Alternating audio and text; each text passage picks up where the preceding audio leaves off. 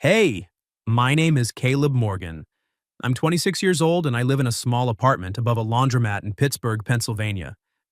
It's not much, but the rent is cheap, and the landlord doesn't ask questions when I'm a few days late. I work the night shift at a logistics company that moves industrial equipment. My job is simple. I check inventory, scan barcodes, make sure nothing walks out the door that isn't supposed to. I know every aisle, every crate, every forklift schedule by heart. It's not glamorous, but it's steady, or at least it used to be. That night started like any other. I clocked in at 10, grabbed my scanner, and started my rounds. The warehouse was cold, the kind of cold that seeps into your bones no matter how many layers you wear. Around 2 in the morning, my supervisor, a guy named Greg, waved me over to the office. He didn't look at me when he spoke. "Caleb, come with me, now." I followed him upstairs. The fluorescent lights buzzed overhead like angry insects. Inside the manager's office, Mr. Harlan sat behind his desk with a thick folder open in front of him. Two security guards stood by the door like I was already a criminal. 3 high-value units went missing last week, Harlan said without preamble. The export logs show your signature on the release forms. I blinked. That's impossible. I never signed anything like that. He slid the papers across the desk. My name was there, clear as day, in what looked like my handwriting. But it wasn't. I'd never touched those forms. "Marcus and Tina both saw you pushing the cart out the back dock at the end of your shift," Harlan continued. They gave statements. Marcus and Tina. 2 people I'd worked with for almost 2 years, people I'd covered shifts for, bought coffee for, joked with during breaks. I felt the floor tilt under me. "I didn't do this," I said. My voice sounded small in that room. "Someone forged my signature. Check the cameras." Harlan's face didn't change. "The footage from that night is corrupted. Convenient, isn't it?" I tried to explain. I begged them to look again. But no one was listening. In their eyes, I was already guilty. The company couldn't afford the bad press of an internal theft investigation dragging on. Better to cut the problem out quickly. An hour later, I was standing outside the warehouse with a cardboard box in my arms and exactly $18 in my wallet. That was everything I had left after paying rent and buying groceries for the week. $18. 1 crumpled tens and a 5 and 3 singles. I counted them 3 times under the streetlight like they might multiply if I stared hard enough. The night air was sharp. I started walking toward the bus stop 3 blocks away. My plan was simple. Use most of the money for a ticket home, buy a cheap sandwich somewhere, and figure out what the hell I was going to do in the morning. I'd been fired before. I'd always found another job, but this felt different. This felt like the kind of thing that follows you. At the bus stop, the bench was empty except for one woman. She looked to be in her late 30s, maybe early 40s. Her hair was coming loose from a ponytail, her blouse wrinkled, like she'd been wearing it for days. She was counting coins with shaking hands, spreading them out on the bench, gathering them again, counting a second time. Her lips moved silently as she added the numbers. I sat down at the far end of the bench trying to give her space. She glanced at me once, then looked away quickly. After a minute, she spoke without turning her head. "Excuse me. Do you have a few dollars? I need to make this bus." Her voice was hoarse, like she'd been crying or screaming or both. I looked at her properly then. There was no makeup on her face, no jewelry, nothing polished or put together. Just exhaustion and fear and something that looked dangerously close to giving up. I opened my wallet and stared at the $18. If I gave her even 5, I'd have to walk the whole way home. No dinner, no safety net, nothing. She must have seen the hesitation on my face because she started to stand. "Never mind, I'm sorry, I shouldn't have—" "Wait." I pulled out the bills, all of them. I held them out to her. She stared at the money like it was a trick. "I only need a couple dollars," she whispered. "Take it," I said. "You need it more than I do tonight." Her eyes filled with tears so fast it startled me. She took the money with both hands like it was something fragile.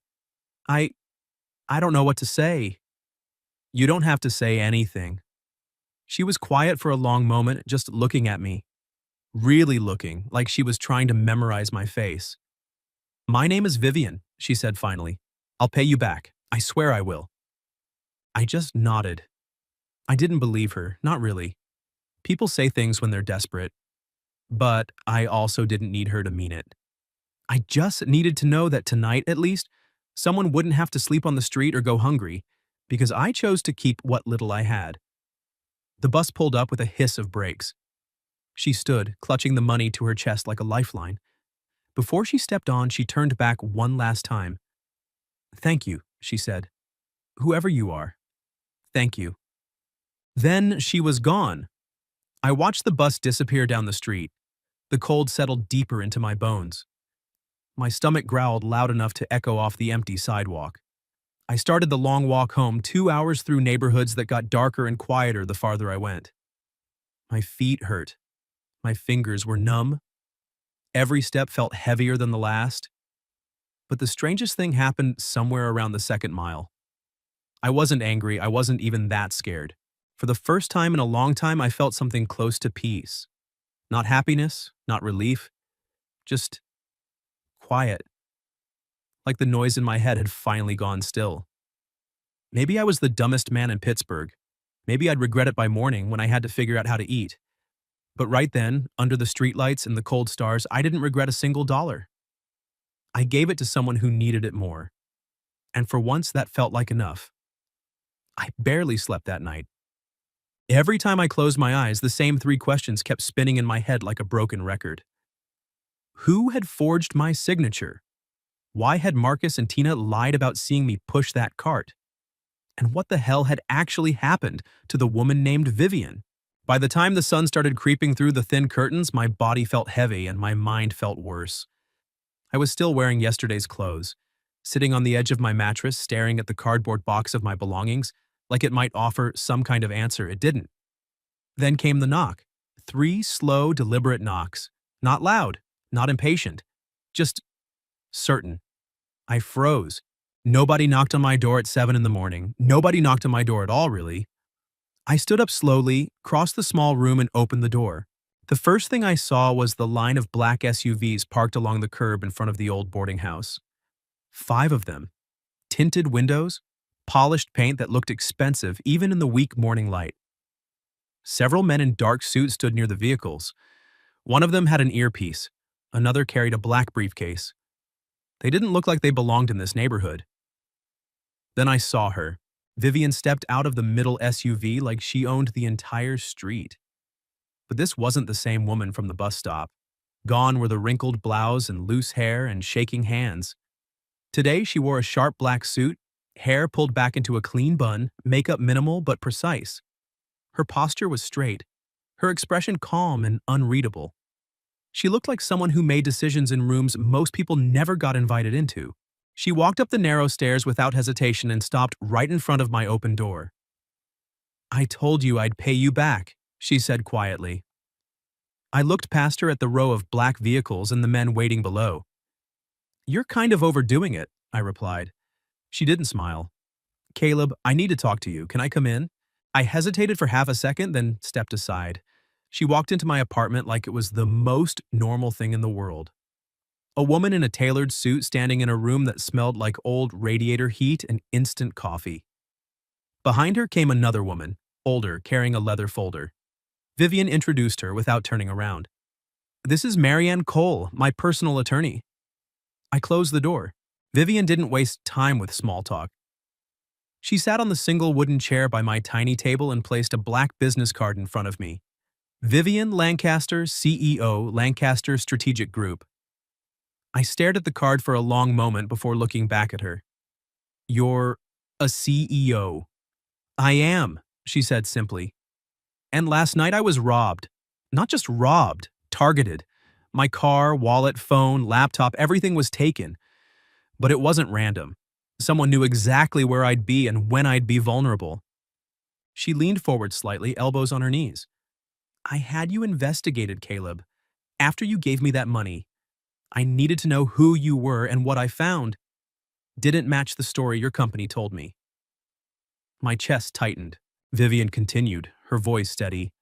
"The camera footage from your warehouse that night was deliberately corrupted at the exact moments that would have cleared you. The signature on those export forms doesn't fully match your handwriting when compared to older documents.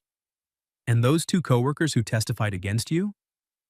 Both have recent financial ties to a supplier your company has been investigating for months." She paused, letting the words sink in. I believe you were set up. For the first time since everything fell apart, something inside me cracked. Not in a bad way, just cracked. Like pressure finally releasing. Vivian reached into her bag and pulled out a thick manila folder. She placed it on the table between us. I need someone I can trust, she said. Someone who understands what it feels like to be betrayed by the people you work with. Someone who still chooses to do the right thing even when there's nothing in it for them. Last night you had exactly $18 to your name, and you gave it all to a stranger. I need that kind of person working with me right now. I let out a short, disbelieving laugh. I'm not a detective, Vivian. I'm not even employed anymore. You worked inventory control, she replied. You understand how numbers get twisted and how crates disappear on paper. And more importantly, you're the only person who's helped me in the last 48 hours without expecting anything in return. The room felt smaller than it already was. I looked around at the peeling paint, the unpaid utility bill on the counter, the box of my old work things sitting on the floor. Then I looked at her. This woman who had come back in the most impossible way. I exhaled slowly. All right, I said. I'll help you. Vivian nodded once like she'd already known what my answer would be. Good, because whoever did this to both of us isn't finished. And I'd rather have you on my side than against me. She stood up, smoothing her jacket. Be ready in an hour. I'll send a car. We have work to do. She turned to leave, then paused at the door. And Caleb? I looked up. Thank you, she said softly. For last night. For believing a stranger was worth more than your last $18. Then she was gone, and the sound of the SUVs pulling away filled the quiet street below. I sat there for a long time after they left, staring at the business card on my table. My life had just changed in ways I couldn't even begin to understand. And the strangest part? I wasn't scared anymore. The first time I walked through the glass doors of Lancaster Strategic Group, I felt like I'd stepped into another world. Everything was too clean, too bright. The floors reflected the ceiling lights like polished ice, and every wall seemed to be made of glass. People in tailored suits moved between offices with the quiet confidence of people who belonged there. I was wearing the same button-down shirt I'd worn the day I got fired. My shoes were scuffed at the heels. I kept my head down and followed the receptionist to the top floor. Vivian was already waiting in the main conference room. She looked exactly like she had that morning, sharp, composed, untouchable. When she saw me, she gave a small nod and turned to the group of executives gathered around the long table. This is Caleb Morgan, she said, her voice calm and professional. From today onward, he will be assisting me directly with the internal audit and integrity review. A man in his 50s with silver hair and a perfectly knotted tie, Richard Vale, the CFO, leaned back in his chair and studied me like I was a stain on his carpet. Vivian, with all due respect, he said, you're bringing in an outsider to handle sensitive internal data? We have entire teams for this. Vivian didn't even blink. I'm not bringing in an outsider, Richard. I'm bringing in someone who was framed in almost the exact same way our company is being targeted right now. He sees patterns the rest of us have been too comfortable to notice. No one argued after that, but the tension in the room was thick enough to choke on. They gave me a small office at the end of the hallway. It had a desk, a computer, and stacks upon stacks of files. Supplier invoices, Vivian's travel schedules, internal payment records, building access logs, a detailed list of every device stolen during her robbery. I sat down and started reading. At first it was overwhelming. Numbers and dates blurred together. But the longer I looked, the more familiar everything felt. The same tricks I'd seen used against me at my old warehouse. Small payments repeated just below audit thresholds. Invoices split into multiple smaller ones to avoid flags. Files modified at 2 or 3 in the morning, long after everyone had gone home. I worked straight through lunch, then through the afternoon.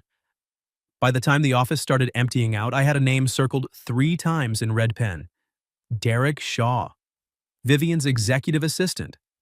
The man who sat in every important meeting with her. The one who managed her calendar, knew her exact location at all times, and had full access to her laptop and company accounts. I checked the access logs again. Derek had been in the building the night Vivian was robbed. He had logged into her system at 11:47 p.m., 3 hours after the attack. and the payments I'd been tracing all led back to shell companies connected to a supplier Derek personally approved 6 months earlier. It was almost 10 o'clock when I finally knocked on Vivian's office door. She was still there, sleeves rolled up, reading through reports under the glow of a single desk lamp.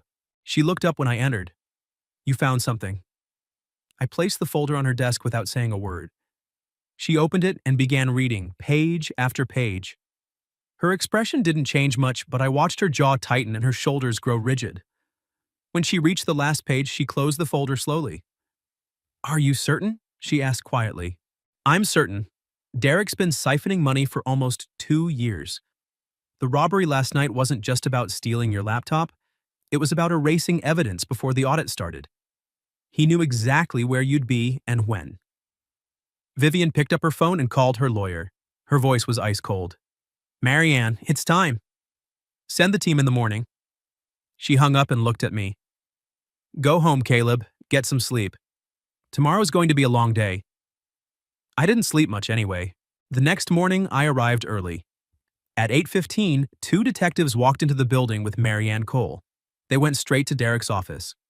I watched from the hallway as they placed him in handcuffs while he was still trying to delete files from his computer. His face went from confusion to rage in seconds. As they led him past Vivian's office, he stopped and looked directly at her. "You really think you're that smart?" he sneered. "If it wasn't for that broke kid you picked up at a bus stop, you'd still be clueless." Something in me reacted before I could think. I stepped forward and placed myself between Derek and Vivian. I didn't say anything. I just stood there. Vivian's voice was calm when she finally spoke. "No, Derek, I'm smart because I know exactly who to trust." They took him away after that. By noon, the entire company knew what had happened. By the end of the day, my old employer had been forced to issue a formal apology and clear my name. Marcus and Tina had been paid by Derek's network to lie about me. The whole thing had been one long setup. That evening, Vivian called me into her office. "I want you to stay," she said. "Not as a temporary consultant, as operations integrity coordinator, full-time, benefits, salary, the works." I stared at her. "You're offering me a job?" "I'm offering you a chance to stop being invisible," she replied. "You earned it." I accepted.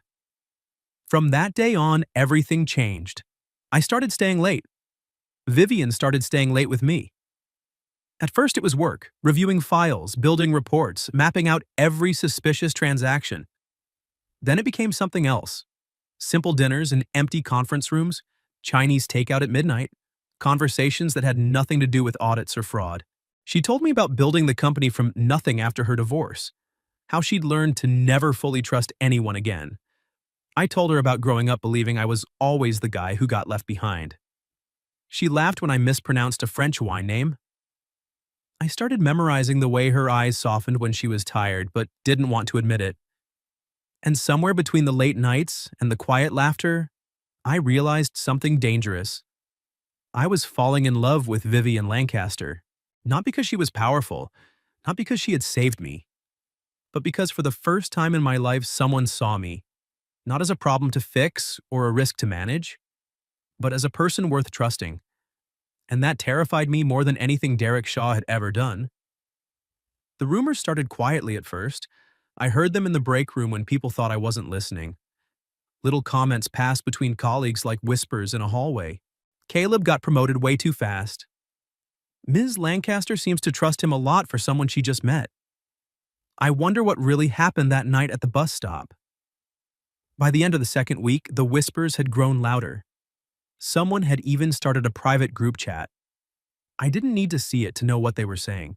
The story of the $18 had turned into something else entirely. Something dirty. Something that made people look at me differently when I walked past. Richard Vale called me into his office on a Thursday afternoon. He closed the door behind me and didn't offer me a seat. "You're a smart young man, Caleb," he said, leaning against his desk. "You have real talent. But you need to understand something. Vivian is under a microscope right now. If the board starts believing she brought you in because of personal reasons, it won't just hurt her. It'll hurt both of you." I didn't argue. I couldn't. Because deep down, I was already terrified of the same thing. That night, I made a decision. I started pulling away. I stopped staying late unless it was absolutely necessary. I began calling her Ms. Lancaster again in front of other people. I stopped texting her after hours. When meetings ran long and it was just the two of us left, I would find an excuse to leave early. I even started eating lunch at my desk instead of joining her in the conference room like we used to. Vivian noticed immediately. She caught me in the hallway on Friday evening as I was packing up. Her voice was quiet but firm. "You're avoiding me." I kept my eyes on my laptop bag. "I'm just trying to keep things professional." "No," she said. "You're scared." I finally looked at her. The hallway was empty. The office lights had dimmed automatically. "I'm trying to protect you," I admitted. "If people think there's something going on between us, they'll use it against you. You're the CEO. You can't afford that kind of noise." Vivian stepped closer. Her expression softened, but her eyes stayed sharp. "Caleb, I've lived long enough to know the difference between someone trying to use me and someone trying to walk away because they think it's the noble thing to do." I swallowed hard. "If I stay close to you, the rumors will only get worse." "Then let them talk." "You can't live like that," I said. "Not when you're running a company like this." Vivian looked at me for a long moment. When she finally spoke, her voice was steady, but there was something raw underneath it. "And what about you? Are you planning to spend the rest of your life acting like you're a consequence that needs to be avoided?" The question hit me harder than I expected. I didn't have an answer. Before I could say anything else, Richard appeared at the end of the hallway, phone in hand. "Vivian," he called out, "we have a problem." He walked toward us and showed her his phone screen. A business blog had just published an article. The headline was careful, but the implication was clear. Lancaster Strategic Group CEO's mysterious relationship with recently fired employee raises questions. They had twisted the story of the $18 into something scandalous. The comments section was already filling up with speculation. Vivian's face went cold. 10 minutes later, Richard received a call from the advisory board. They wanted an emergency meeting. They were demanding that Vivian terminate my contract immediately to protect the company's public image. I didn't wait for her to decide. I went back to my office, opened my laptop, and typed up a resignation letter. Short, clean, professional. I printed it, signed it, and placed it on her desk while she was still on the phone with the board. When she walked back into her office and saw the letter, she stopped. "What is this?" "I'm resigning," I said quietly. "It'll be easier this way, for everyone." Vivian picked up the letter. She didn't read it. She just held it for a moment, then looked at me. "No." "Vivian?" "No," she repeated, firmer this time. "This company isn't worth keeping if it forces me to throw away the one person who helped it survive." I stared at her. "You're doing this because you feel grateful," I said. "Because I helped you once." Vivian was quiet for a few seconds. Then she stepped around her desk and stopped right in front of me. "No, Caleb. Not just because of gratitude." She looked me straight in the eyes. "I don't want you to leave." The air in the room felt heavy. Neither of us moved. For the first time in weeks, I stopped trying to protect her from myself. Richard's voice came through the intercom. "Vivian, the board is waiting in the conference room. They want to start in 10 minutes. She didn't look away from me. "I have to go in there," she said softly, "and I'm going to fight for you. Not because I owe you, because I choose to." Then she turned and walked out, leaving me standing alone in her office with my resignation letter still sitting on her desk. I knew what was coming next, and for the first time, I wasn't sure I wanted to be protected anymore. The boardroom on the top floor was freezing. Not from the air conditioning, but from the atmosphere. 11 people sat around a long glass table, speaking in calm, professional voices that somehow felt sharper than knives. I stood at the back of the room, not invited to sit. My resignation letter was still in Vivian's office, unsigned. One of the older board members, a man with thin glasses and a permanent frown, spoke first. "Vivian, we're not denying that Mr. Morgan has contributed, but the company's image matters more than personal attachments. The optics are damaging." Another woman nodded.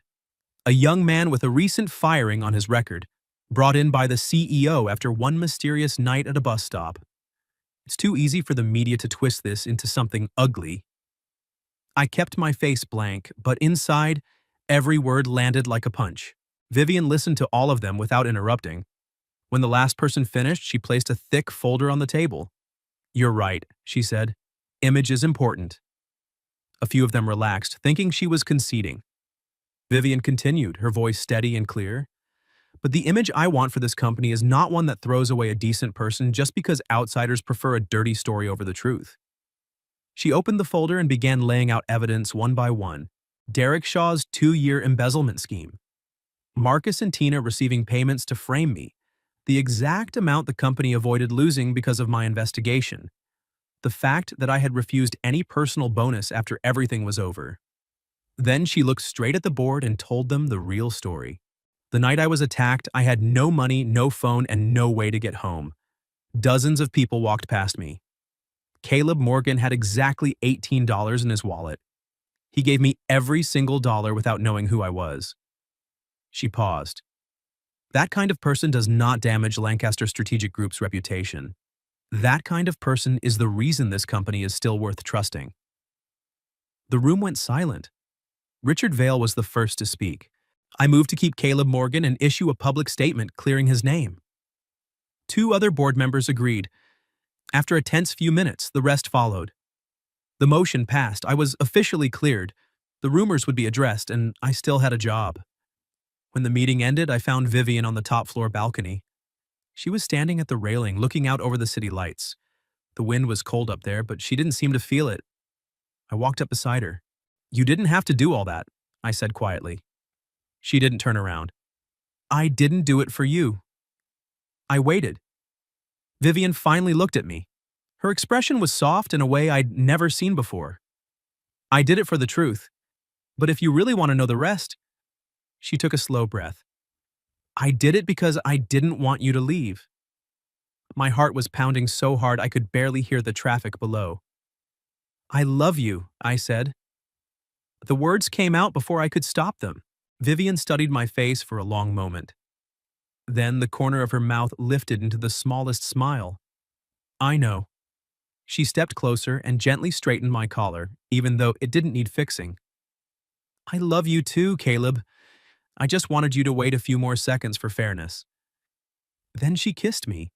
It wasn't dramatic. It wasn't for show. It was simply the moment both of us finally stopped being afraid.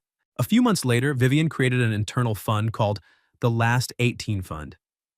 It was quiet, no big announcement, just a short paragraph in the employee handbook. No one should ever be left behind simply because they're short $18. A year after that, I took her back to the same bus stop where we first met. It was late evening. The air smelled like rain. I reached into my pocket and pulled out a small box. Inside was a simple ring and the original $18 bill pressed flat between 2 pieces of glass. Vivian looked at it and her eyes filled with tears. I got down on one knee right there on the sidewalk. "That night I gave you everything I had left," I said. "Now I want to give you everything I'll ever have." She laughed through the tears. "Are you really proposing to me at a bus stop?" "Yeah," I smiled. "Feels like the right place." Vivian wiped her eyes and pulled me up. "Then the answer is yes." She kissed me again, and for the first time in my life I understood what it meant to finally belong somewhere. Our story didn't begin with money or power or 5 black SUVs. It began with one cold night, one stranger, and the last $18 I thought I would ever have. And somehow, that was more than enough.